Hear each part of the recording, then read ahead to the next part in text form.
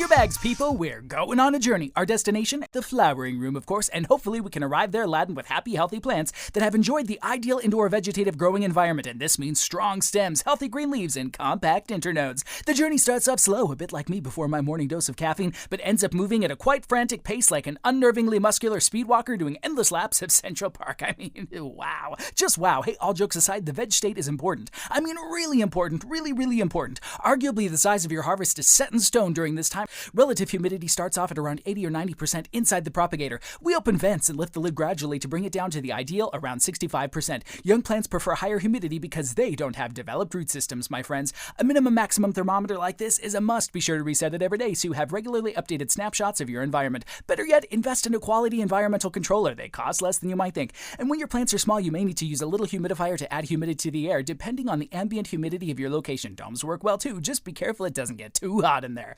Dial down your fans during early veg so to safeguard that precious humidity. You don't need to be exchanging your room's air once a minute at this stage. Next, let's look at light. Too much light early on is a horrible waste of time and energy. Unrooted cuttings have the lowest light requirements. Just 100 micromoles or more could stress them. Shoot for 50 to 75 max. In practical terms, a single 6400 Kelvin T5 lamp above a full-size propagator is sufficient. And alternatively, you could just even position the propagator in non-direct light in the corner of your veg room. For seedlings just developing their first few sets of true leaves, around 100 micromoles is fine. You could use something like a Sunblaze T5 multi-array fixture raised about a foot above the propagator. Full spectrum plus UV lamps like PowerVeg by iHordeluxe are ideal. Alternatively, an LEC 315 fixed with a 4200 Kelvin Philips CDM lamp raised up a few feet. From there, gradually lower your lights rather than let your plants stretch towards it. We're building up to around 400 or 500 micromoles, and you can achieve this by getting a T5 multi-array fixture up close a few inches from the top of your plants. They commonly come in 2, 4, 6, and 8 lamp models up to 4 feet long and cover the same area as the fixture itself. Alternatively, you could go for a 400 or a 600 watt metal halide, or my favorite, an LEC 630 ceramic metal halide. Next, temperature. 75 to 77 degrees Fahrenheit is generally ideal. You can get away with a few degrees more if you're supplementing with carbon dioxide. Nutrients. Soil growers can relax as it should all be taken care of in the potting mix. Just water them regularly with tepid water around 66 to 68 degrees Fahrenheit. If you're growing hydroponically, use a vegetative formula, of course, high in nitrogen. Start seedlings and cuttings in water with a very weak nutrient,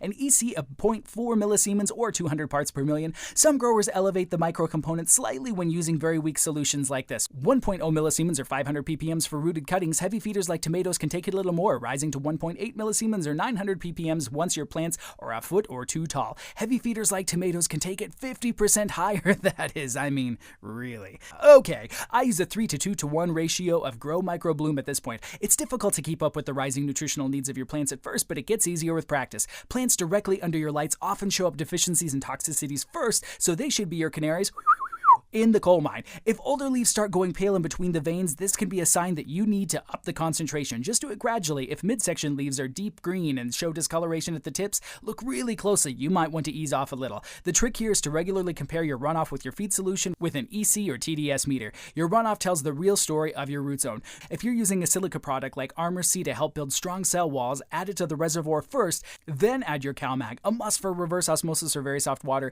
and then your base nutrients. Other tips: foliar apply seaweed products weekly. Floralicious Plus, Floralicious Grow, or BioWeed are awesome for relieving the stress in your teenage plants. Always ensure that your growing media is evenly and regularly watered. Establish mycorrhizae from the get-go, and don't forget to top, prune, and train your plants so that they form a wide canopy with multiple growth sites at the same height. One final word on timing: don't get carried away watching your plants grow. Get them into your flowering room before they get too big, otherwise they'll be too big to light efficiently. Okay, that's it for now. Don't get lost in the technicalities. For those of you that are crying right now that I went too fast, don't waste those tears. Use them to water your plants. Remember to have fun and simply learn to observe your plants. I'll drill down into some specifics in future videos. For now, peace, love, and stress-free plants to you all. This is Everest, out.